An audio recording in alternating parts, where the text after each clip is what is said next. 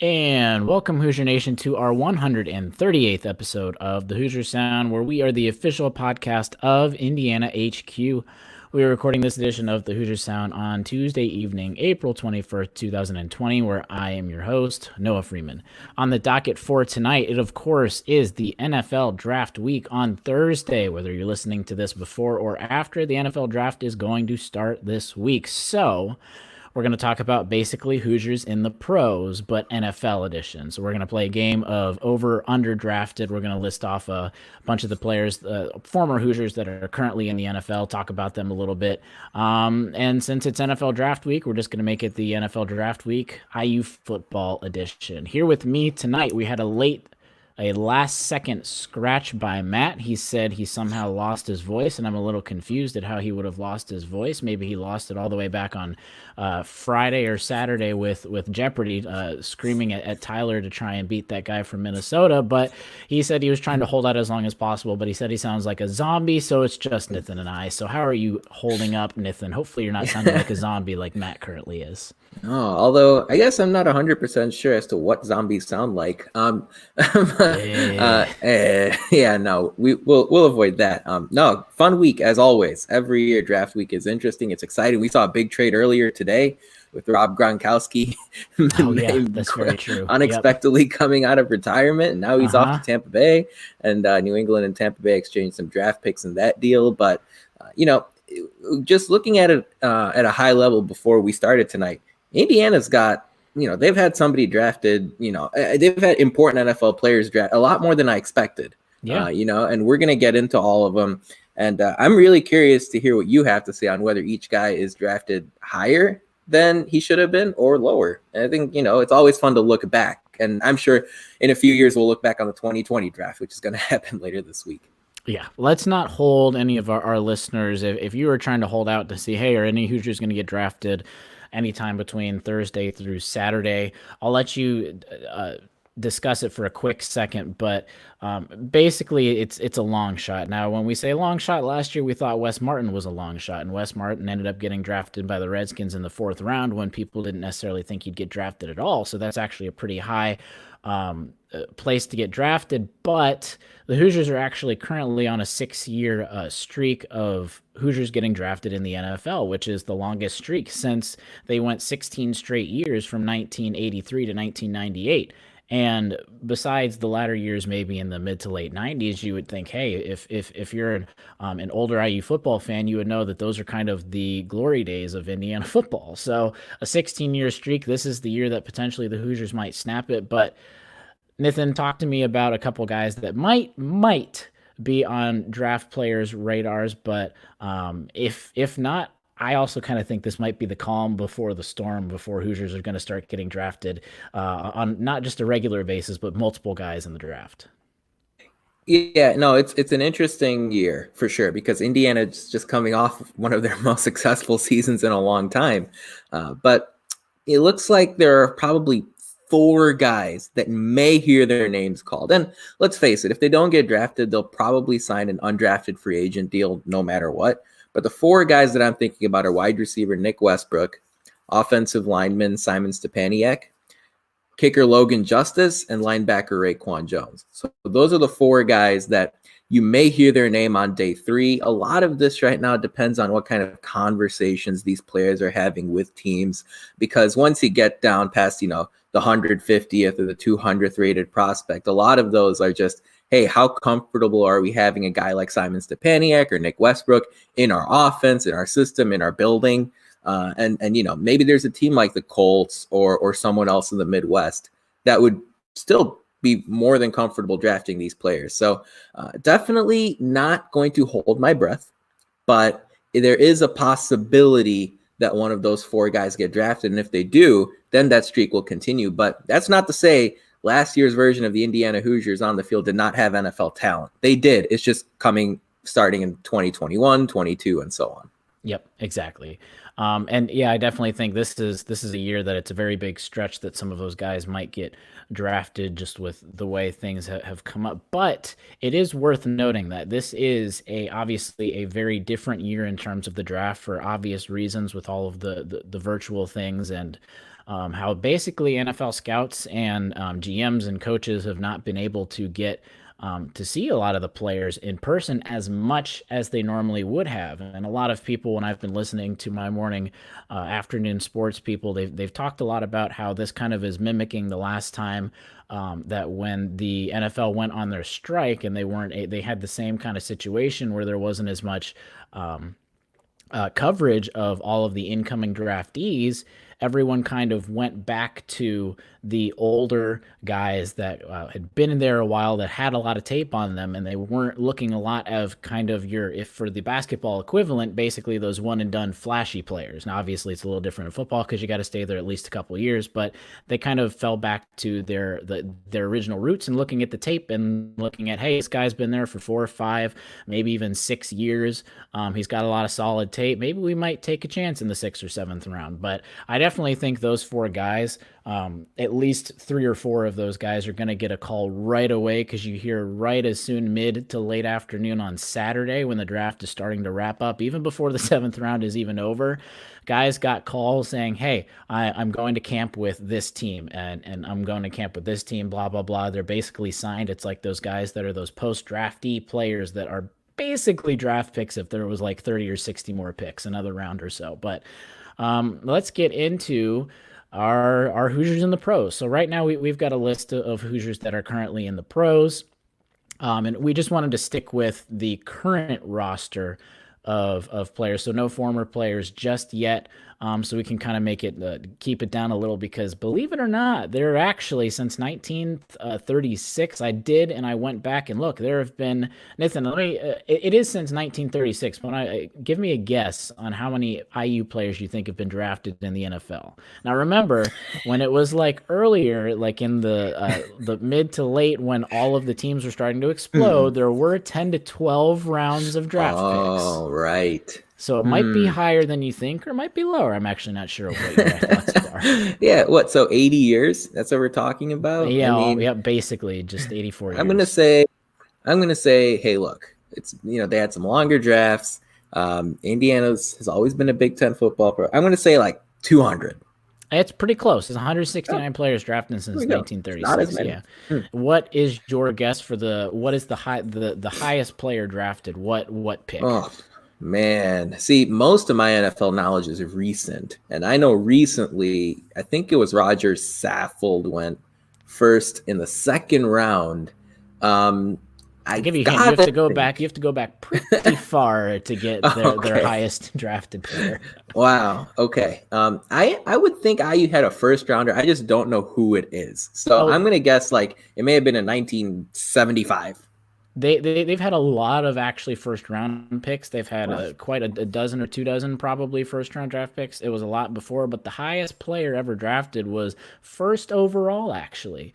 His name was Corbett Davis, was drafted 1st overall by the Cleveland Rams in 1938. So this was obviously pre-World War II. I did a little research because I was interested on it and how he did, and that was the time where all of the NFL players started in the NFL, did really well, and then had to get drafted and went to fight a war, and then he injured himself, so he never played another down of football again. So that's where Corbett Davis. But a little more recent, instead of the World War II news, Randy Beisler was the Philadelphia Eagles' 4th overall pick in 1966. But since then, they've had actually more 1st-round picks than you might have thought, but not in the last 20 or 30 or so years. Yeah, and that's interesting. I mean, you would think, I remember, I for some reason, the name that just popped into my head was Eric Fisher for Kansas City. He was from Central Michigan, and he was drafted very highly, if not 1st overall. So when schools like Central Michigan, just throwing it out there, have had 1st-round picks, let alone 1st overall picks, it's a little surprising Indiana hasn't had one taken in the top 32, but that's not to say there haven't been guys that have done well. And I think that's what we're going to highlight as we go forward here. Whether it's a guy like Tevin Coleman, who had 3 touchdowns in a playoff game back in January, or How about Jason Spriggs, who just, he hasn't made a major impact in the NFL yet, but he just signed an offseason deal with the Bears. A lot of interesting players to talk about. I think an interesting one that we're going to get into is Ian Thomas, the tight end on Carolina, who was probably underutilized when he was a Hoosier. Sure. After transferring to Indiana, and now, it's funny, the season ends in November, and then scouts take a look at your tape and your film and your combine and all that stuff in the month following. And then Thomas was taken pretty highly as to Carolina. So with Greg Olsen moving on, all of a sudden now you look at Ian Thomas and go, hey, maybe is this guy, assuming football happens, is this guy that could be on a fantasy dark horse list? Is he somebody who's just going to, explode through the ceiling this upcoming year? So definitely a lot of interesting storylines when you look at Indiana and the NFL draft. So I can't wait to get into it. Thomas Lewis, 1994, was as a wide receiver, was the last time a Hoosier was drafted in the first round, 24th overall by the Chicago Bears. So can we first, for a second though, the Cleveland Rams? I feel like that name works a lot better than the Browns. I mean, I don't know if Rams exist in either Los Angeles or in Cleveland, so I'm not sure where that even started. But it's Cleveland. What do you expect? So, but again, like Brown's just a color. I mean, they changed their jerseys last week or a couple of weeks ago. They ought to change their name too. I think it's a ridiculous name. They should have just gone all in with the rebuild. They should have just rebranded the entire franchise, basically. Just start fresh. Let's get into our little game that we had. So we're going to go through the list of all the current Hoosiers. We're going to say when they were drafted. I'm going to go in reverse order. So from late round to undrafted all the way up to the current highest pick players. And then we're going to talk about them for a second, saying, hey, do we think that from the way they're playing, at least as of currently, do we think they were overdrafted, so too high, underdrafted, they were drafted too low for what they're producing now, or just right? And the first guy I think is just right, at least as of now in his young career. Brandon Knight is an offensive lineman for the Dallas Cowboys, just moved over to the Cowboys this offseason. He was undrafted, and I think Brandon Knight has been a guy that's going to bounce around on a few rosters. It's the guy that's probably going to have to find a specific team that's going to fit his niche and his style, that he's going to be able to stay on a 53-man roster consistently. But he's a guy that's going to be a good practice squad guy. Right now he's not a practice squad guy, but he's at least a practice squad guy that's going to be maybe not the second guy off of the bench per se, but a little lower on the bench. So Brandon Knight, Nathan, Dallas Cowboys, where do you think his undrafted status, the only guy undrafted currently, do you think he should have been drafted sneaking in, or do you think undrafted is probably right about where he should have been? I think undrafted is probably where he should have been. But with that said, his current spot on Dallas, I think if there's one place you want to go to learn a little bit and to really develop as an offensive lineman, Dallas is a pretty good spot. Yeah. It's a pretty good spot. You talk about Tyron Smith there, Lyle Collins, and that's just naming a couple. They've always had really good offensive line play, especially for the last 5+ years. So if nothing else, he's going to learn quite a bit in that system. And then of course, we all sort of give a side eye to preseason games, especially those after maybe the opener or maybe after the third one, which is the dress rehearsal. But preseason games are big for these undrafted players, or even players who are drafted late. That's when they get their reps. And even if Dallas doesn't work out for Brandon Knight, some other team might. Sure. Which brings us, and he also gets to, he's teammates with former Hoosier, also Chris Covington, linebacker, who is still on the Cowboys. I'm actually a little surprised. Chris was another fringe guy that you would think is probably going to bounce around on a lot of rosters, but he's found a spot for a year or two on the Cowboys as a linebacker, and he's our next guy. 2018, he was picked in the 6th round, the 19th pick, or the 193rd overall pick. Chris Covington, probably about right. If anything, maybe a little overdrafted, just because it's hard for him to find the field. If he's going to see any field time, it's going to be any of the special team stuff. He's still a developing guy, potentially compared to NFL linebackers, a tiny bit too small for being able to really make a big splash in terms of on the field as a specific linebacker. But what are your thoughts on Chris Covington? You think mid to late sixth round, 193rd overall is about where he should have, or do you think maybe teams probably could have gotten him undrafted or in the seventh round? It's interesting because we don't really have too many numbers that we can use to justify that pick one Yep. way or the other. Which is another good All point. in Yep. all indications though are that the Cowboys staff just really enjoys having him around. The one fun fact about Chris Covington, I mean, first of all, this guy's 6'2", 245. So I agree with you. When you look at guys as a linebacker, you would like somebody who's a little bit thicker. But Covington at Indiana, he started as a quarterback. In fact, he appeared in a game against Iowa when Nate Sudfeld got injured. And it's funny to see how his transformation has gone from initially a quarterback to now an NFL linebacker, not just a guy who switched positions to make it work at IU. So I wonder in this current roster who are some candidates for a position change in that regard. But Covington has appeared in multiple games for Dallas over the last few years, regular season games. And when you look at somebody who's a sixth round pick, you're not, unless you're New England with Tom Brady, you're not really looking to hit a home run. You're looking to get a guy in who's going to buy into your system, who's going to give a lot of effort and hard work. And Covington is all signs are that he is that person. When you just kind of do some research and look at some of the comments their coaching staff has made. The Cowboys have had some turnover in their staff. Mike McCarthy is going to lead the way now. And on the roster too. And when a guy like Chris Covington survives that, you kind of look at it and go, okay, you know what? They see something exactly. So, that roster, it's pretty deep, especially a linebacker. You look at Jalen Smith and Sean Lee, some guys that one young, one older, but both guys who are pretty good at what they do. And in a lot of these cases, sometimes it takes an injury or a suspension or something like that. And for somebody like Covington, who's been in the Dallas, situation for multiple seasons, he should be able to slide right into whatever they want to do. Yeah, for sure. And I think with a couple of these guys, you might are probably going to be a little early to really gauge whether he was correctly drafted or over or under. And this is a guy that probably needs just a little more time because for what he's done so far in the 2 seasons he's done, you could say he's basically done nothing. But then you talk about the points, like you said, with all the turnover in the staffing, and it's been more than just staffing too. They've had a lot of players that are not your Ezekiel Elliott or Dak Prescott that have changed. It's not the core players have stayed, but they've changed a lot of those helping type of players. And Chris Covington, like you said, they see something in him. He's still on the roster and he's still on the same team, like I alluded to. You'd think a 6th round pick is a guy that you might see bounce around a bunch of times because 6th, 7th round picks, even 5th, sometimes they don't even make the practice squad or make the 53-man roster, even in their rookie year. Getting drafted does not mean an automatic spot on the field. So I think definitely TBD for Chris Covington as of now. We're going on to our next pick, Nate Sudfeld. He is still currently a QB for the Philadelphia Eagles. He was in 2016 drafted in the 6th round, pick number 12, 187th overall, and I'll lead you off first.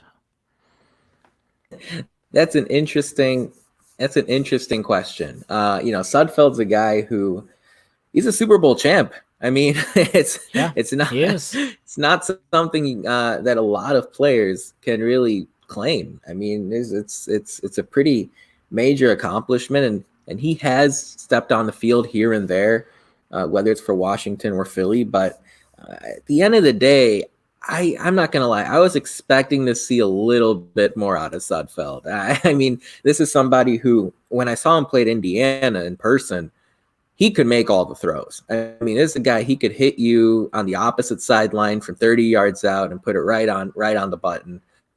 His deep ball touch was impressive. He worked the screen game, the shallow cross game, all that slant stuff.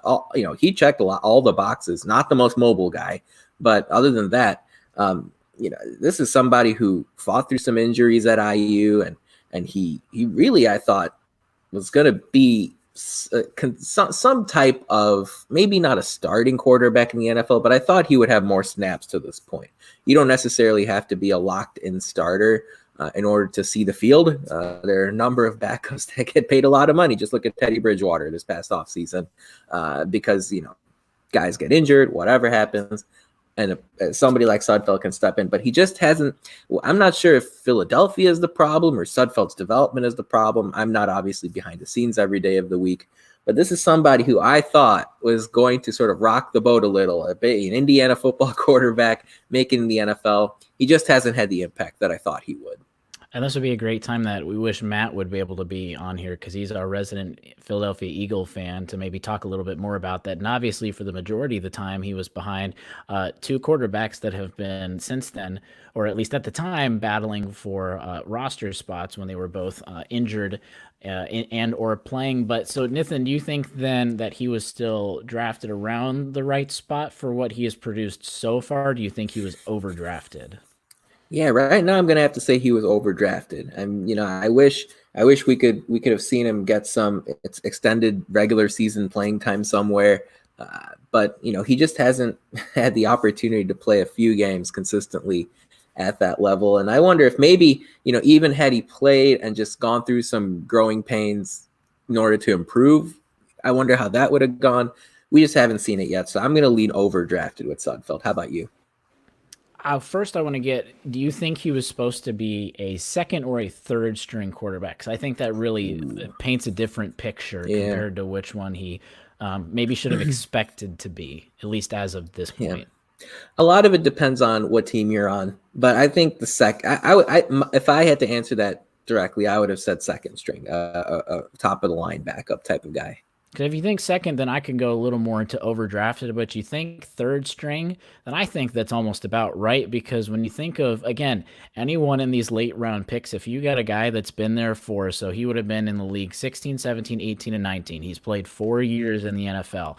And if you're getting second contracts, which by now he would have had a second contract because if you're not a first round pick, you'd only get 4 years on your rookie contract, and then you get signed somewhere else. So he's got a new contract, and that's basically it's what is it, 2.5 years is the average span of an NFL player's life.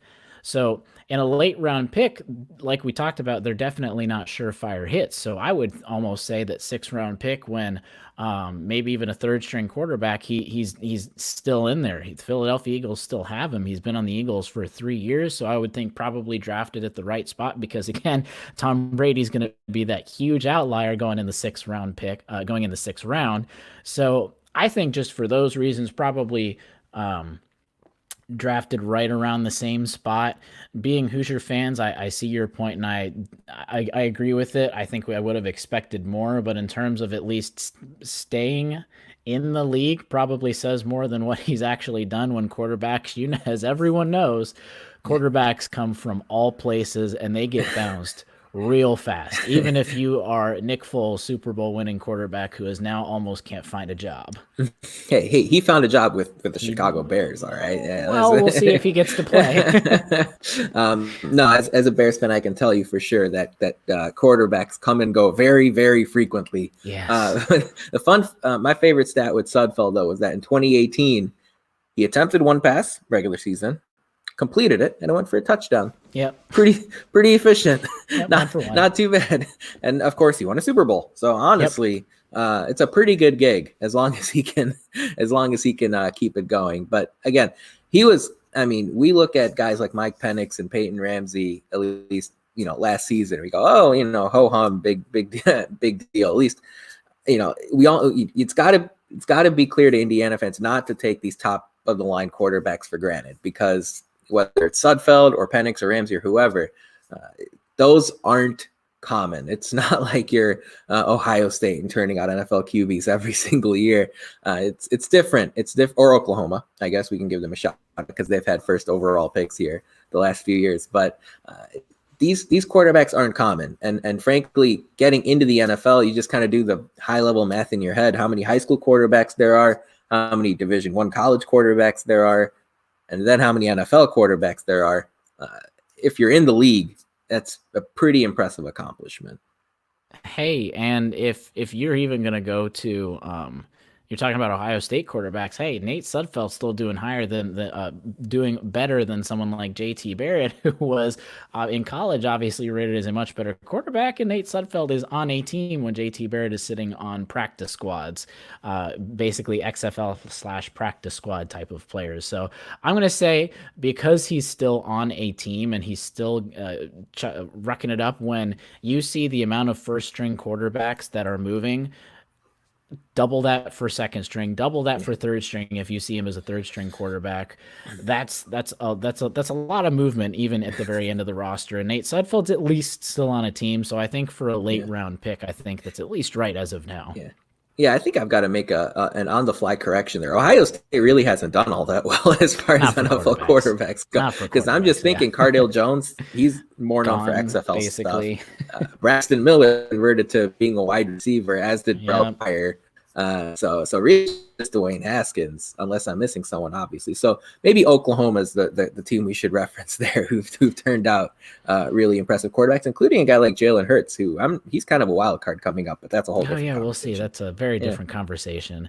All right, let's get into Jordan Howard running, and correction, not a correction, but just a clarification. Running back for the Miami Dolphins. This is where they currently are, not where they were drafted, because a lot of these people were drafted somewhere else. Like Nate Sudfeld was drafted by the Washington Redskins, but Jordan Howard is now currently with the Miami Dolphins. 2016 fifth round pick 1150th overall. I think most Hoosier fans, this is a name that when you think former Hoosier in the NFL, and you don't think those non-sexy offensive line picks, basically, this is a guy that you think is kind of at the forefront of those running back, quarterback, wide receiver positions that make those splashy plays. Wow, that was for some reason a hard word.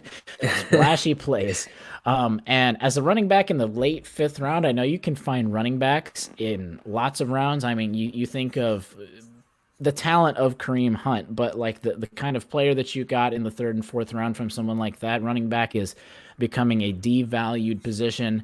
Still, the fifth round is pretty late to find a running back that has all the capabilities and the accomplishments Jordan Howard has gotten already. So I'm definitely already saying underdrafted for Jordan Howard. Yeah, without question. I mean, and you talk about devaluing of the running back in the NFL, and it's real, it's happening. But he just signed a 2-year deal worth $10 million with Miami in the offseason. So regardless of what you want to say about the position itself, there's always going to be a spot on a team for a guy who can pound the ball into the end zone from a couple yards out, or do his job in pass protection or whatever the case may be. Even if you're not a 30 carry per game type of guy, there are only maybe one or two of those in the league as it is. But Jordan Howard, since he started in the league for a fifth round pick, he's at 30 rushing touchdowns in his career. And as a Bears fan, I can tell you, whenever he carried the ball, it wasn't, jump out of your chair type of deal, unless you're an IU fan also. Then you have the personal pride. But he was a steady, reliable running back. It was interesting. A lot of times he would have his better games against tougher opponents. And that's when you kind of know this is somebody who you can rely on a little bit coming out of the backfield. So it's interesting, Philly had him last year. That was kind of an awkward fit as it is. It was. They generally don't like to use the running back all that much. I'm curious to see how things are with Miami. I'm not going to claim to be a Dolphins expert, besides the fact that they have a top 5 pick on Thursday. But I'm just trying to think, as far as teams in the NFL goes, Philadelphia specifically wasn't really the best case scenario for Howard. But again, Miami coming up, it's going to be interesting to see how he plays. If nothing else, getting millions of dollars to play in a city like that, Matt could probably attest a little bit more, especially South Florida. It can be a whole lot worse for a guy like Howard. Yeah, by far underdrafted, if not easily the most underdrafted Hoosier on the list, if you ask me. Yep. All right. Let's move on to, we'll take a brief pause and we'll go over to Nathan for who won the week this past week in IU sports. Yeah, it's again, not much going on, but I'm going to actually turn around, do a little 180 and point my finger to all of you who are listening at home, who probably would have voted in that Fox college basketball fan Hopefully, at poll. least. That's right. And if you haven't yet, you really need to get to your phones ASAP because Indiana advanced to the Final Four. They beat Illinois in the Elite Eight. And these polls, they've really sort of taken off on Twitter. They're getting 50, 60,000 votes per round overall. And it seems like each matchup is a real nail biter. I mean, almost 50-50 across the board, if not maybe a few percentage points either way. Indiana knocked off Illinois, I believe it was 50.1% Yep, it to was. 49.9%. I did some quick math in my head. It was like 100 to 200 votes separating winner from loser there in a 60 or maybe 50,000 vote poll. So I use Advance to the Final Four thanks to most of you, if not all of you. And if you haven't voted yet in the Final Four round, Indiana's losing right now to BYU. Yeah, oh, right? Seriously. But funny, BYU, they've had a lot of votes, not collusion or interference. I'm not sure. But BYU, I guess they've got more time to be on Twitter right now during a lot of these stay-at-home orders. So Indiana's trailing BYU. So if you haven't voted yet, make sure you do. Yep. The story behind that is if you think, why is BYU in the Final Four and why are they beating Indiana 57% to 43 at the time of recording on Tuesday evening? And it is now coming out that people are even finding proof that apparently there are allegedly BYU fans. This is the basketball, the NCAA basketball scandal of the week. Apparently, BYU fans are buying votes. That there's someone that is starting to find proof that BYU is buying votes. But actually, we do need your vote right now. So if you're listening to this before Thursday morning, right now Indiana's behind about 6,000 votes. So let's even beat people that are buying 3,000 and 4,000 votes at a time for $20-$40. I mean, and look, is there anything wrong with buying votes? I mean, look, if you're a wealthy individual right now, you may have to shell out a little under the rug money. Not that we would recommend it, but I think we should keep moving on. Nathan's getting into some sketchy stuff. Oh no. Oh God, maybe I should go back on mute. Probably. But I do want to also say, hey, please follow us on Twitter or Facebook so that we can give you updates. I say this only not just to plug us, but I do mean for updates because last week with all of the obvious, very, very high levels of internet, the way that we produce and post this podcast, it had to be extended and postponed. Usually if you get this on your podcast, I put it out as soon as I can after things are finished loading, downloading, et cetera, et cetera. Couldn't even do it till Wednesday morning, long story short, until almost about lunchtime. So just updating you that we're not coming late. There's sometimes delays because there's a very high volume of traffic on the internet right now for obvious reasons. So the Hoosier Sound on Twitter or Indiana HQ on Twitter. That's basically how you get our information, so you can get those updates. So you're like, hey, why are these guys not doing it? They're not confident. They're not doing the same thing every week. Blah blah blah. No, we're trying. Just follow us on Twitter, and you'll get the updates, and then you'll understand why.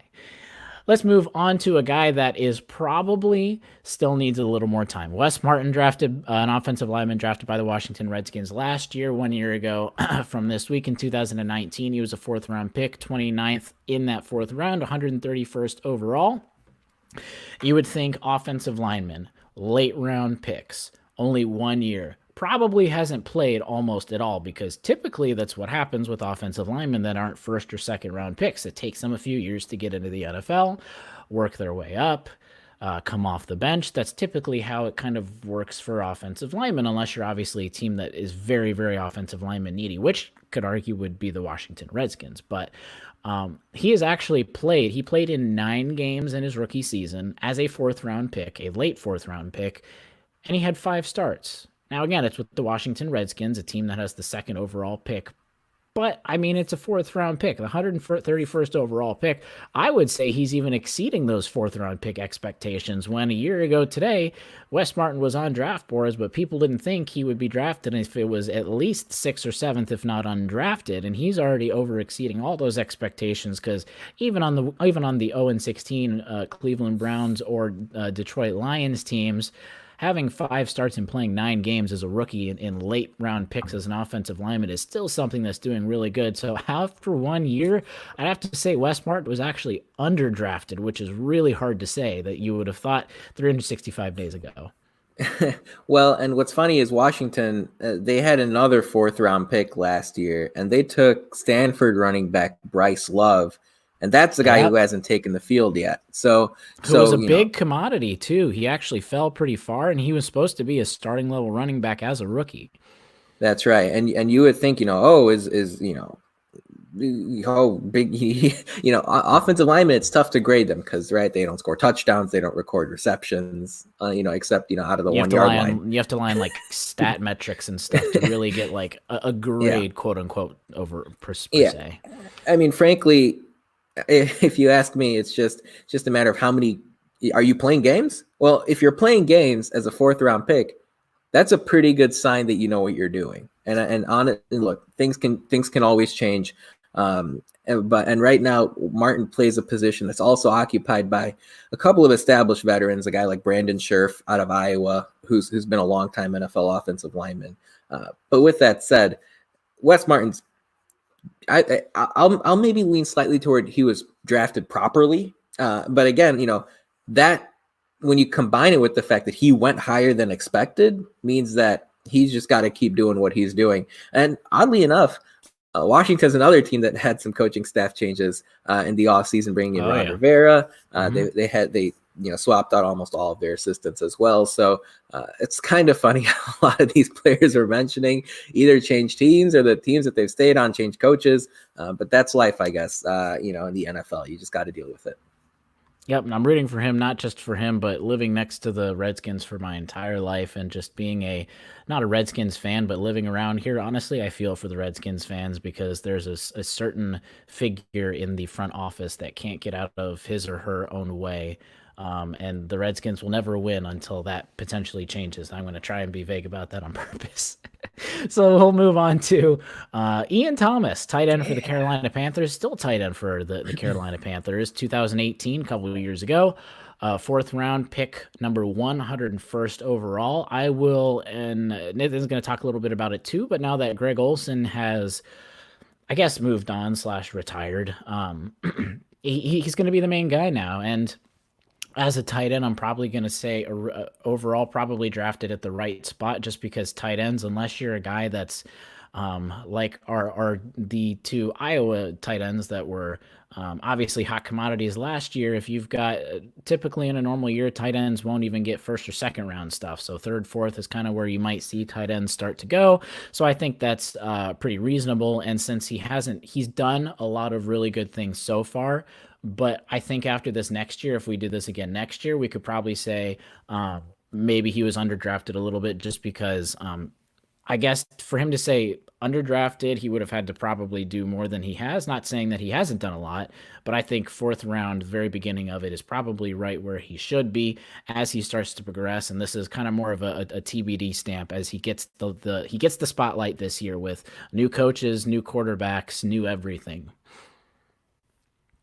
Whoops, I was muted there for a second. But at the end of the day, first of all, we're here's another team that had a coaching staff change. You're right. We just talked about Ron Rivera. He moved Poor Carolina to Hoosiers. Washington. Yeah, I mean it's a hilarious trend here. They brought in Matt Rule from Baylor to coach the Carolina this year. But yeah, Greg Olson off to Seattle. I mean at the end of his career. So that really just means Ian Thomas next man up. And what's fun about Ian Thomas is that this is a guy who, even though he wasn't the starter, and yeah, Olsen had some injury problems over the last couple of years, but even as somebody who's not the starter, Thomas played 32 games in 2 years, and Carolina didn't make the playoffs. So again, math experts out there, that means Ian Thomas played in every single game in his 2 years so far, and that's a pretty impressive feat for somebody who's a JUCO transfer who's underutilized at Indiana. I don't think that's exactly a hot take by any means, especially when you look at last year when Indiana seemed like they used the tight ends just as frequently as running backs and receivers in the passing game. Underutilized fourth round pick, labeled as a raw prospect coming out of IU. He's for him to have played 32 games in 2 seasons and now probably expected to take the next step, sliding into a starting role. I'm very intrigued to see what Thomas can become in the upcoming football season, especially on a Carolina team that's going through a lot of turnover offensively. Cam Newton probably, he was released, so probably doesn't mean he's going to get re-signed. So yeah, definitely a team that's going through a lot of change offensively, and it'll be very interesting to see what Ian Thomas becomes this coming season. Yep. Into the third round with Tevin Coleman, 2015. He is currently a running back for the San Francisco 49ers. So almost another Hoosier that won the Super Bowl. But third round, pick 9, 73rd overall. Originally, I would say that Tevin Coleman was underdrafted with the way he took the field by storm his first couple of years and the way he was just this real big hot commodity as a running back. But I'm going to have to say, he's valued at where he was picked. He's drafted right where he probably should have been, only because the running back position is currently undervalued. You're not going to see very many, especially in this year's draft. You're almost going to see no first round running back picks. And when you think a skills position that's not even getting drafted in the first round, and when you can get very good talent in that third and fourth round, like we talked about with Jordan Howard, and there are a lot of running back picks. I would actually bore you by the amount of running backs that you would be surprised that go in the third, fourth, and fifth round. Only for that reason, I'm going to say probably where he should have been. Yeah, and that's fair. I mean, this is, it's definitely a trend in the NFL without a question. But this is a guy who, by the way, you mentioned he lost the Super Bowl to San Francisco. He also lost it with Atlanta in that 28-3 game. I don't think I need to say anything more there. So a little bit rough for Tevin. I bet he's probably called Nate Sudfeld once or twice talking about Super Bowls. But Coleman's a guy who, even if he hasn't won a Super Bowl or whatever, this is a guy who's definitely been an impact player in the NFL. When you look at the fact that in his career, he's run the ball for almost 3,000 yards, accumulated over 1,000 yards receiving, and that doesn't even include playoff numbers. Very much an impact player, whether it was with Atlanta or with San Francisco. So wise of him, by the way, to hitch his wagon to Kyle Shanahan. It seems like whether it's with the Falcons or the 49ers, either Tevin or his agent knows a thing or two about smart football coaching. So good for Coleman. There are some rumors, and they're only rumors, but it's worth mentioning that San Francisco might be looking to trade him somewhere else, and that could be a win-win for both teams. I mean, it's one of those deals where in San Francisco right now, you've got a lot of players in that backfield. And when you look at the fact that Raheem Mostert, Matt Breida, Jeffrey Wilson, definitely a crowded backfield in San Francisco. So again, just rumors. We'll see what comes of it. And let's face it, NFL rumors are hotter now than at any other point during the year. Oh yeah, for sure. But if nothing else, Coleman's been an impact player. As far as underdrafted or overdrafted, that's a really tough question. I'm gonna say slightly over, and the only reason I'm leaning that way is just because it's been hard to sort of pinpoint what Coleman's role is wherever he goes. Is he a starter? Is he a third down option? It's been kind of hard to put a finger on it. Maybe it's this thing where he needs to get the right situation. Or maybe he is who he is at this point. I mean, he is, after all, going into his sixth season in the NFL. So very interesting to say the least. I don't think Atlanta regrets drafting him. Not by any means. I don't think San Francisco regrets signing him. But maybe I would have leaned him like maybe a little more fourth round than third, but we're splitting hairs really. Yeah, and it almost sounds like a slight to him, but again, it's really that running back being devalued. That if it was a normal position like a wide receiver and he was putting out that kind of output, I'd say easily probably right where he probably should have been. So, and it also doesn't help that in that draft, both David Johnson and Duke Johnson went in the third round after Coleman. So especially when you compare him to other options that were taken in the same night as he was. That's where you see it maybe a little bit later, but again, not much. Yeah, it's been hard for him and Howard. They've been in a couple teams that have had more than one running back, and they've sadly been the guys, as we're potentially finding out, that have been the short end of the stick in terms of very capable guys that you just got to pick one and go with it. But we'll move to the very beginning of the third round. Dan Feeney, who is currently offensive and was drafted, and he is an offensive lineman with the Los Angeles Chargers in 2017, third round pick, first in the third round, 71st overall. And when you get a consistent starting offensive lineman, which he became. He started all 16 games starting in 2018 in the third round. That's pretty good. So I would say, so we don't have to talk about it again, because like you said, it's hard to put stats with offensive linemen. Um, you could talk about not giving up sacks and everything, but he's been a very big workhorse, and I've loved watching him when he's gone up against the Steelers, looking at the kind of stuff that he's done. And he's been a very capable offensive lineman, not a superstar, not a Pro Bowl, but definitely a guy that has earned his spot on the starting line. So I'd say definitely right about where he should have been, since he's starting all of his games at the beginning of the third round. Basically, you think he could be in the second round. So if he's starting all of his games, probably right where he should be. And that's the thing, you know, I'll use the same equation that I used for, I forgot who I used it for, but I said, you know, number of games is the criteria. And with 3 years, he's played 47 games. I mean, you can, again, do the math. That means he's played in every game but one, and he's started every game for the Chargers in the last 2 seasons. Now, I'm not sure if this is what you said, but remember, he was drafted by the San Diego Chargers. Remember? Yeah, back in the day. Same program, yeah. Yes. But, you know, once again, pretty nice life, isn't it?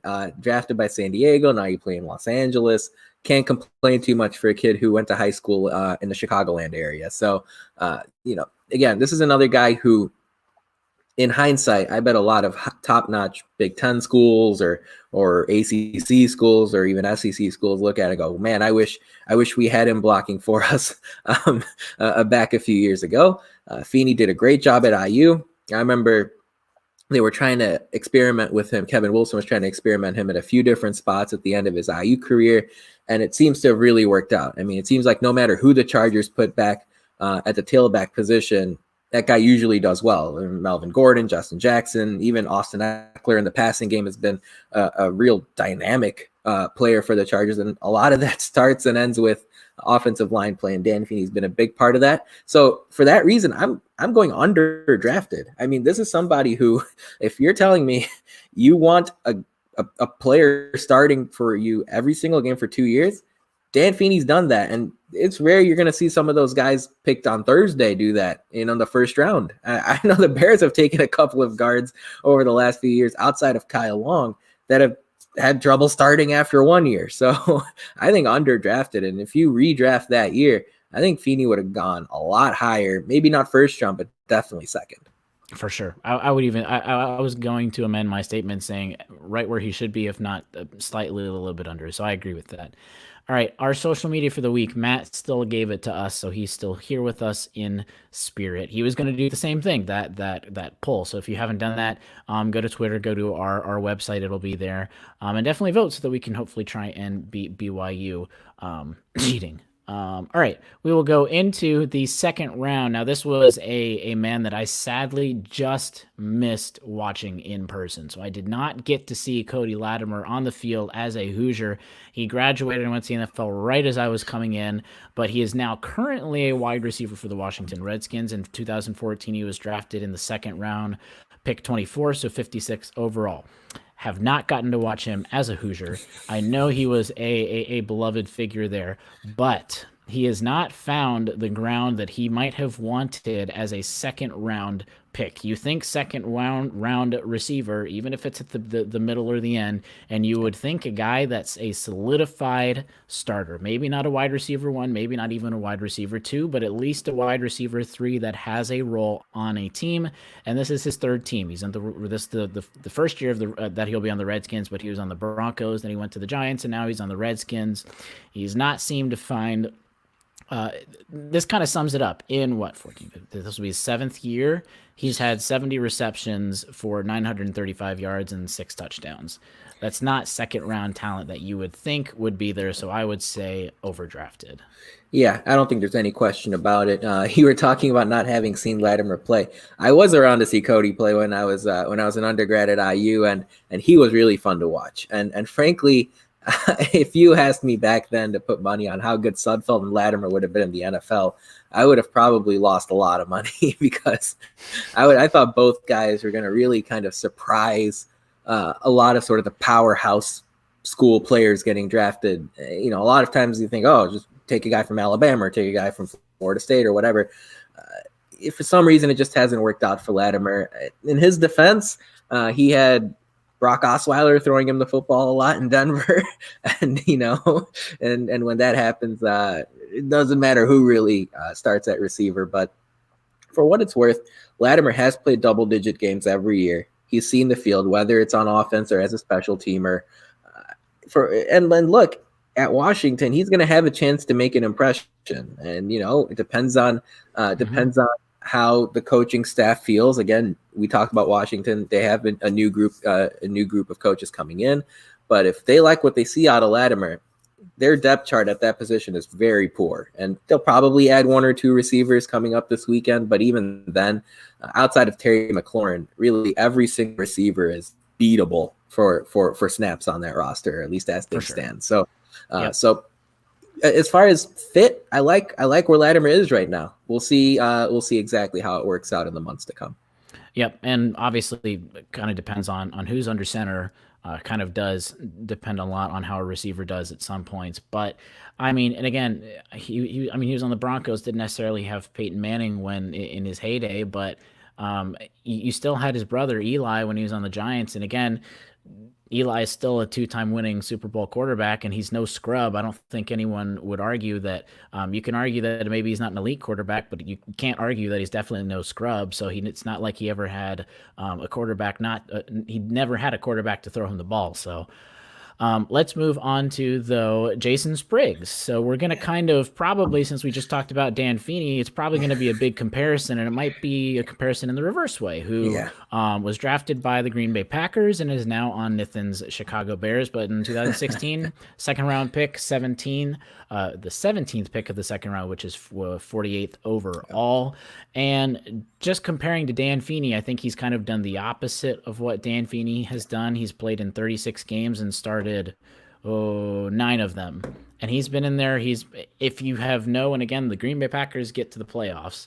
That's only 64 regular season games that he's been a part of, and he's only played in just about half of them and only started not even a quarter of those games. So I would think underdrafted, because when you think second round offensive lineman, you would think a guy that is at least starting more than an average of about 2 games per year. That's about what he's going towards.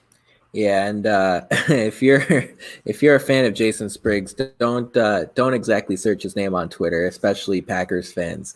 They're not biggest fans of that pick in hindsight. But no. Spriggs was a very reliable offensive lineman at Indiana, obviously an excellent offensive lineman at Indiana, but that it just didn't work out for him in Green Bay. I mean, there doesn't need to be really a lot of advanced depth in that conversation. It just didn't work out. Maybe a change of scenery with Chicago will help. He's obviously going to be fighting for a roster spot, but hey, if nothing else, Spriggs was an excellent lineman at Indiana. And again, a lot of times maybe a change of scenery can help out. But when you look back at that draft, at the picks sort of around when Jason Spriggs was selected, we're talking about guys like Derrick Henry, Michael Thomas, Deion Jones with Atlanta. Chicago took Cody Whitehair, who's been a Pro Bowl player. So again, if you're taking the second round, you've got a very high standard to meet, and it just didn't work out for him in Green Bay. All right, with our last current player, Roger Saffold, who is now currently an offensive lineman with the Tennessee Titans. 2010 was drafted second round, the first pick of the second round, so almost had that first round contract. But he was drafted 33rd overall. A guy that, and again, you think second round right at the beginning, offensive lineman, a guy that's going to be a workhorse, that's going to be starting all the time. That's what he has been. Obviously, he took a minute to get into the league. He's played 10 years in the NFL, and again, 10 years in the NFL, he's gotten double digits with there, and you think he's still starting, so that's a very good career already. That means he's in his early 30s, and you think offensive lineman early 30s, that's definitely towards the end of his career, than maybe even the middle of his career. So, and he's played 130 games, started 127. So even if you add in injuries and everything, and maybe the rookie jitters, if you will, he's played most of his games, and he is reliable when he's in there. He's a starting guy. He even made second team All Pro in 2017, bouncing around a little bit as of recently, but a guy that probably definitely where he should have been. Because you think all pro offensive line beginning to middle of the first round. He's not all pro, so that's probably like it's still definitely a very good starter, just not that elite caliber, which is where maybe probably right where he should be. Yeah, I mean, it's funny to look back at the 2010 NFL draft and see some of the names that were taken. Sam Bradford went first overall, and Sam That's Bradford, I true. don't think he's in the league anymore. Nope.